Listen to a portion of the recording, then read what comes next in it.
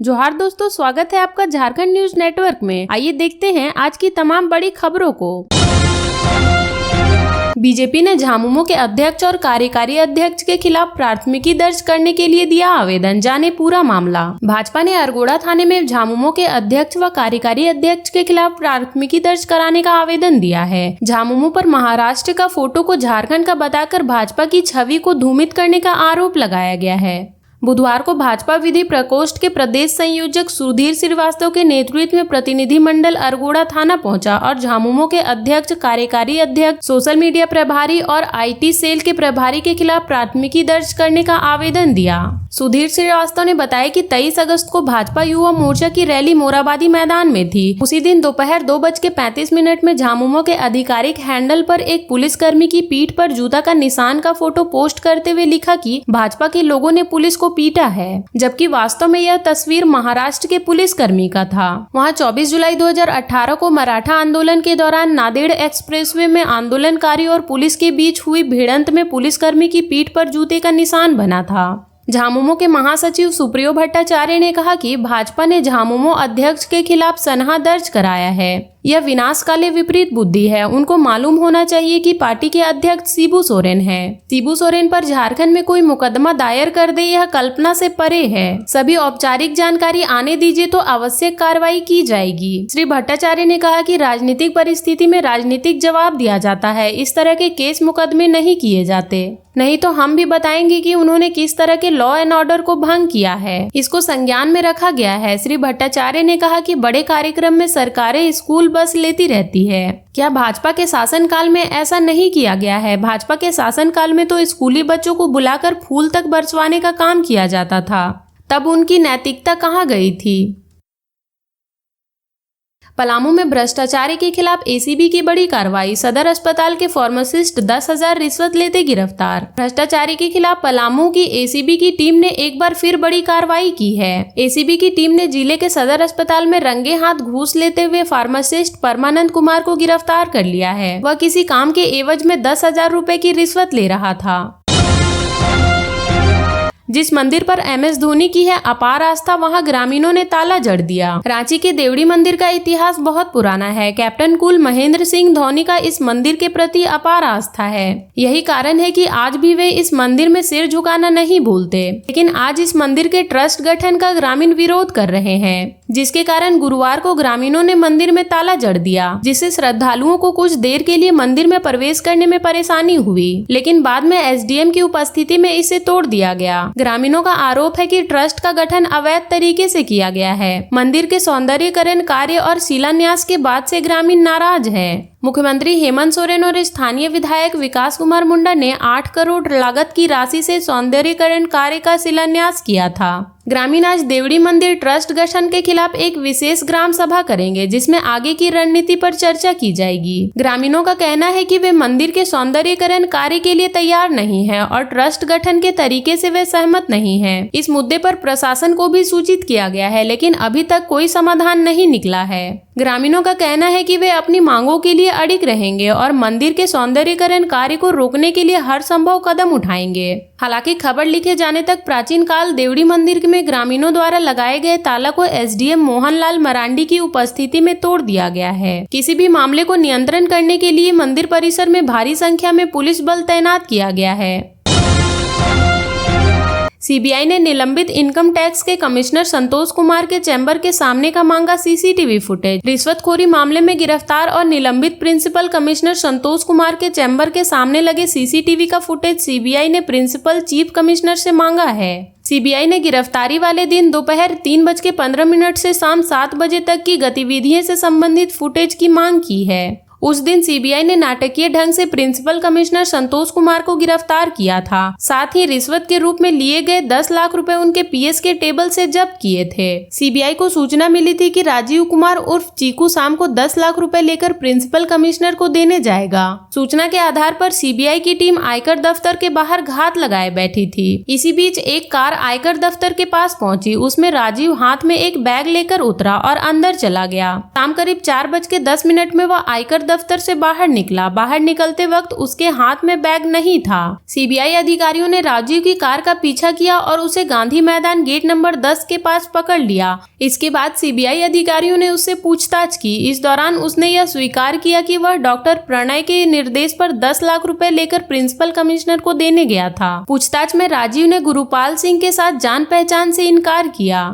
उसने डॉक्टर प्रणय को रिश्तेदार बताया। साथ ही यह भी स्वीकार किया कि वह अपने रिश्तेदार के कहने पर ही संतोष को 10 लाख रुपए देने आया था। राजीव से पूछताछ के बाद सीबीआई की टीम आयकर दफ्तर में कमिश्नर के कमरे में घुसी। कमरे में घुसने के बाद सीबीआई अधिकारियों ने अपना परिचय दिया और 10 लाख रुपए रिश्वत लेने की जानकारी दी। इसके बाद प्रिंसिपल कमिश्नर संतोष ने रिश्वत लेने की बात स्वीकार कर ली। रुपए के बारे में की गई पूछताछ के दौरान प्रिंसिपल कमिश्नर ने यह स्वीकार किया कि रिश्वत में मिली रकम इंस्पेक्टर धर्मेश बैठा के माध्यम से कमरा नंबर 223 में अपने पीएस संतोष पासवान के पास रखवा दिया है। इसके बाद सीबीआई की टीम ने रिश्वत की रकम बरामद कर ली। साथ ही प्रिंसिपल कमिश्नर को गिरफ्तार कर लिया।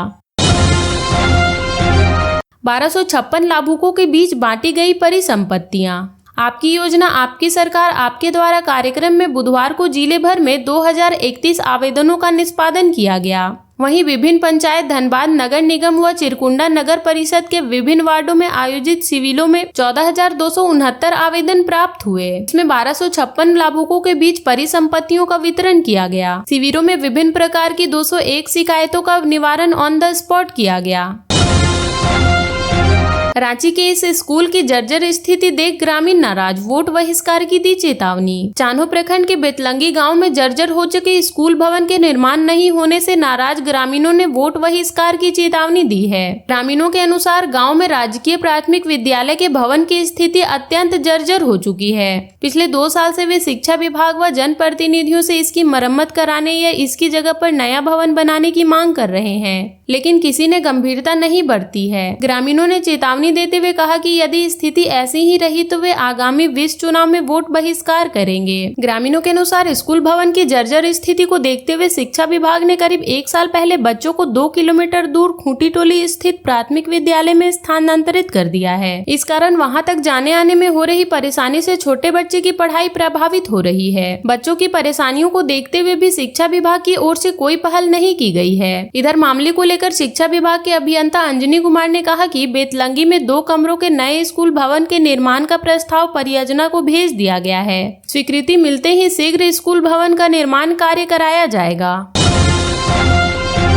रांची के स्कूल में लाखों के सामान की चोरी। जाते वक्त बोर्ड पर लिखा हम चोर नहीं, जरूरत है इसलिए ले जा रहे हैं। बीआईटी मेसरा स्थित राजकीय उच्च एवं मध्य विद्यालय में मंगलवार की रात चोरों ने पहले लाखों की सामान की चोरी की। उसके बाद स्कूल के नोटिस बोर्ड में संदेश भी लिखा जिसमें कहा कि हम चोर नहीं है, हमें जरूरत है इसलिए ले जा रहे हैं। फिर बुधवार की सुबह जब प्राचार्य डॉक्टर यस्मीन समेत अन्य शिक्षक विद्यालय पहुंचे तो चोरी की जानकारी मिली। चोरों ने रांची के विद्यालय के कार्यालय और स्टाफ रूम का ताला तोड़कर लाखों की सामान की चोरी कर ली। इसमें विद्यालयों के 30 टैब, 2 उपस्थिति अंकित करने वाले टैब, खेल की सामग्री, स्कूल की घंटी और कार्यालय में रखे एमडीएम के 10 से 12 हजार रुपए आदि शामिल हैं। विद्यालय प्रबंधन ने बीआईटी मेसरा ओपी की घटना की लिखित शिकायत की। पुलिस जांच कर रही है।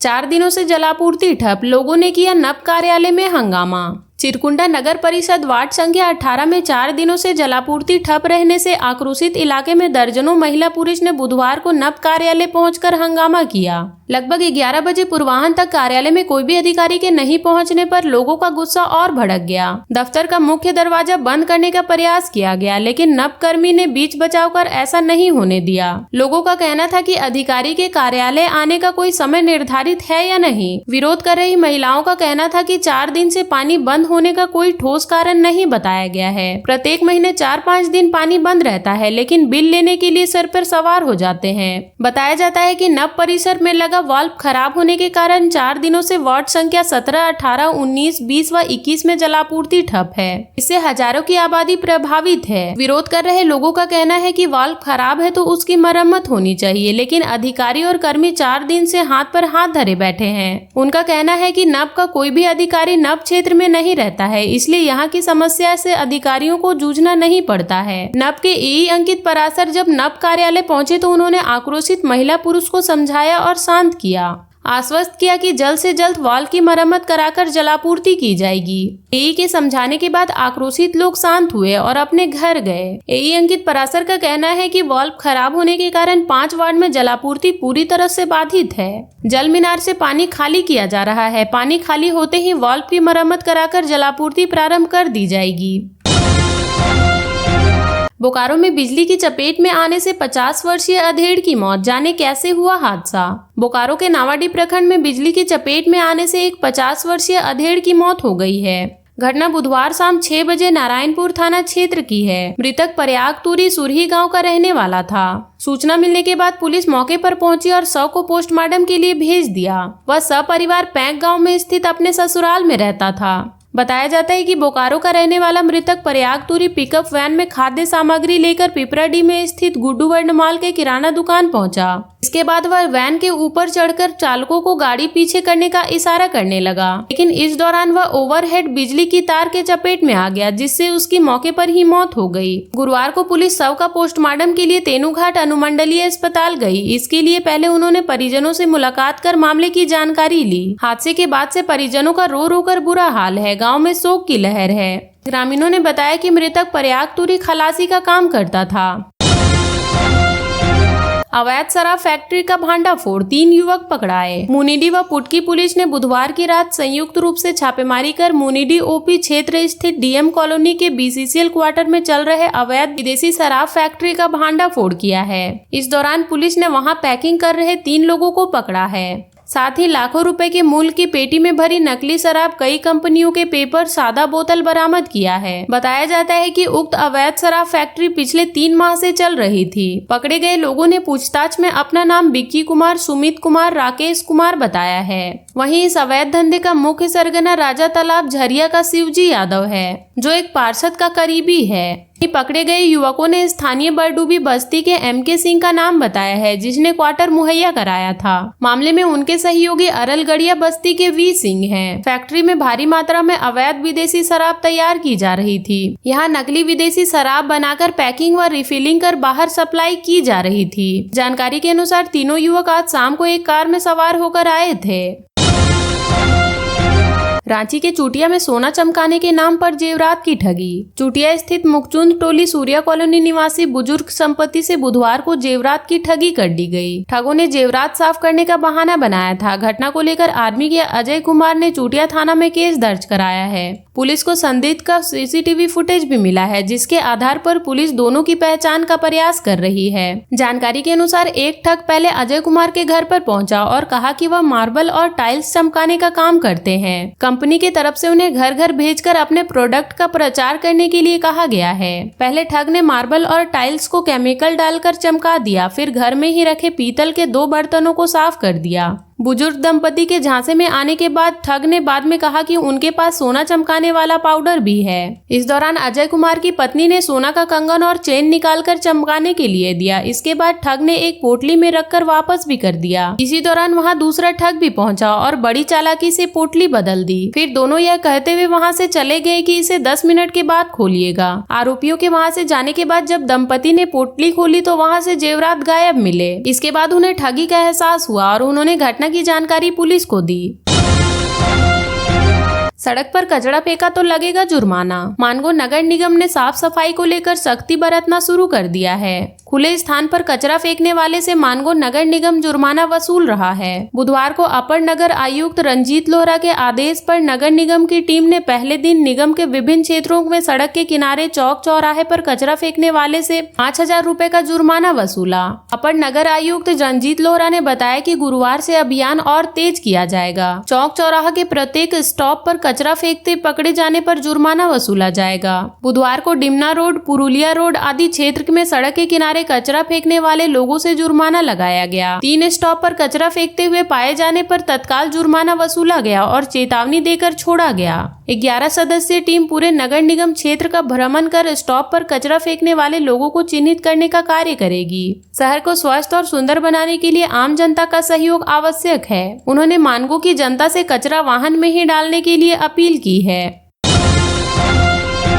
फ्लैट का ताला तोड़कर 12 लाख रुपए के जेवरात की चोरी। लोअर वर्धमान कंपाउंड के कोयल लिंकवेल अपार्टमेंट के तीसरे तल्ले पर स्थित फ्लैट का ताला तोड़कर चोरों ने चोरी कर ली। चोरों ने करीब 12 लाख रुपए के मूल्य के जेवरात की चोरी कर ली। घटना को लेकर फ्लैट में रहने वाले डॉक्टर सौरभ कुमार बेसरा ने बुधवार को लालपुर थाना में केस दर्ज कराया है। पुलिस ने जांच शुरू कर दी है। मिली जानकारी के अनुसार डॉक्टर सौरभ कुमार बेसरा ने पुलिस को बताया कि वह 1 सितंबर को परिवार के साथ मुंबई जाने के लिए निकल गए थे। इसके बाद बुधवार की सुबह 9:20 में जब अपने फ्लैट पहुंचे तो उन्होंने देखा कि वहां का ताला टूटा हुआ है। इसके अलावा इंटरलॉक लगा हुआ था, जिसे तोड़कर अंदर जाने पर उन्होंने देखा कि फ्लैट के 2 कमरों में रखा पूरा सामान बिखरा पड़ा है। जांच के दौरान उन्हें पता चला कि सोने के 2 कंगन, सोने की हार, सोने की अंगूठी, चेन, बालियां, अंगूठी और चांदी के जेवर गायब हैं। जांच के दौरान शिकायतकर्ता ने पुलिस को बताया कि इस घटना में 1 से अधिक चोर हो सकते हैं। इधर पुलिस को जांच के दौरान इस बात की आशंका है कि शिकायतकर्ता के फ्लैट के बाहर होने की संभवतः रैकी के बाद चोरी की गई है।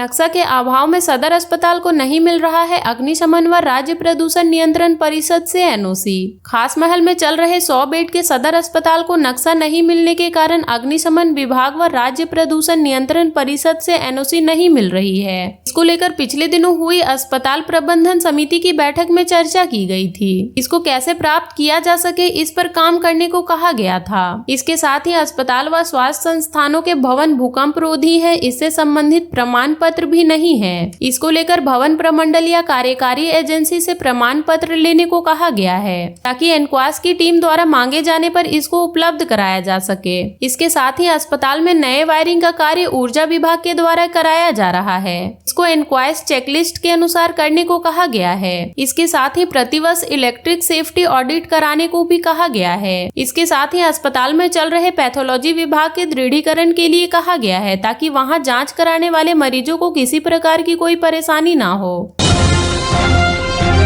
शक्तिनाथ सिंह हत्याकांड में हमलावरों की तलाश में छापेमारी। मानगो गौड़ बस्ती कृष्णानगर में सिंचाई विभाग के क्लर्क व शातिर अपराधी अमरनाथ सिंह के भाई शक्तिनाथ सिंह की हत्या मामले में हमलावर मंटू गौर और उसके जीजा कालीचरण की तलाश में पुलिस ने मानगो समेत आसपास के क्षेत्र में छापेमारी की। पुलिस इस मामले में नामजद आरोपी उलीडी प्रखंड अध्यक्ष कांग्रेस नेता ईश्वर सिंह समेत 7 युवकों से पूछताछ कर रही है। इसके अलावा इस मामले में पुलिस चंदन सिंह, नवीन गौड़, रविंद्र गौड़, आशुतोष ओझा की तलाश में जुट गई है। पुलिस के अनुसार सभी आरोपी फरार हैं, उनकी तलाश में छापेमारी की जा रही है। कुछ लोगों को पूछताछ के लिए थाना लाया गया है। मालूम हो कि गत 2 सितंबर को रात मानगो गौड़ बस्ती राजकीय गुरु गोविंद सिंह मध्य विद्यालय के पास शक्ति सिंह की गोली मारकर हत्या कर दी गई थी। इस मामले में मृतक शक्तिनाथ सिंह की मां प्रेमलता देवी ने मानगो थाना में प्राथमिकी दर्ज कराई है। प्रेमलता देवी के अनुसार स्कूल के बगल में बेटा अमरनाथ सिंह ने एक कमरा ईश्वर सिंह को ऑफिस चलाने के लिए दिया था। अमरनाथ सिंह की हत्या के बाद उक्त कमरे को किराए पर दुकान चलाने के लिए दिया जाना था, जिसे लेकर ईश्वर सिंह से विवाद हुआ था। ईश्वर सिंह ने डब्लू को जान से मारने की धमकी भी दी थी। ग्रामीणों को वन पट्टा दे सरकार, नहीं तो करेंगे उग्र आंदोलन। वन पट्टा अधिकार सह घंटा बजाओ सरकार जगाओ कार्यक्रम के तहत बुधवार को भाजपा का 1 दिवसीय धरना प्रदर्शन कर कार्यक्रम मोहनपुर प्रखंड मुख्यालय में हुआ। इस दौरान पूर्व मुख्यमंत्री मधु कोड़ा और पूर्व सांसद गीता कोड़ा के संयुक्त नेतृत्व में पार्टी द्वारा कार्यकर्ता और स्थानीय ग्रामीणों की उपस्थिति में प्रखंड कार्यालय परिसर में धरना दिया गया। कार्यक्रम में मधु कोड़ा ने कहा कि हेमंत सोरेन की सरकार ने आदिवासियों व युवाओं को रोजगार और रोजगार भत्ता के नाम पर धोखा दिया है। सरकार बनने के बाद 5 लाख नौकरी देने का झूठा वादा किया और वन पट्टा देने के नाम पर यहाँ के वन में रहने वाले गरीब आदिवासियों को सिर्फ छलने का काम किया है। श्री कोड़ा ने कहा कि हेमंत सोरेन सरकार और मोहनपुर की पूर्व विधायक सह वर्तमान सांसद जोभा मांझी ने चुनाव के समय वन पट्टा जल जंगल जमीन के नाम पर वोट मांगा, जीत भी गए, लेकिन अपना वादा पूरा नहीं किया। हेमंत सोरेन सीएम भी बने, अब फिर चुनाव आ गया, पर आज तक गरीबों को वन पट्टा नहीं दिया गया। अगर सरकार ग्रामीणों को वन पट्टा नहीं देगी तो हम सभी और उग्र आंदोलन करेंगे। आने वाले चुनाव में गरीबों को धोखा देने वाली सरकार को उखाड़ फेंकेंगे। ग्रामीणों को हक मिलने तक हमारी लड़ाई जारी रहेगी। वहीं कार्यक्रम में पूर्व सांसद गीता कोड़ा ने कहा कि अगर 1 महीने में ग्रामीणों को को वन पट्टा का हक नहीं मिला तो हम डीसी ऑफिस का घेराव करेंगे। चुनाव के समय झामुमो की सरकार ने वन पट्टा दिलाने जल जंगल जमीन को हक में देने की बात कहकर चुनाव जीत गई और जीतने के बाद ग्रामीणों को भूल गई। अब सिर्फ अपना घर भरने में लग गई है। मोहनपुर से जोबा मांझी कई बार चुनाव जीती पर आज तक ना तो ग्रामीणों को वन पट्टा का हक मिला और ना ही ग्रामीणों को जल जंगल जमीन का अधिकार मिला। हमारी लड़ाई ग्रामीणों के हक के लिए है। जब तक ग्रामीणों को हक नहीं मिलेगा हमारी लड़ाई जारी रहेगी। इस सरकार का झूठा वादा नहीं चलेगा। झारखंड के ऐसे ही छोटी बड़ी खबरों से जुड़े रहने के लिए चैनल को सब्सक्राइब कर लें और बेल आइकन प्रेस कर लें ताकि हर वीडियो का नोटिफिकेशन आपके फोन पे चला जाए।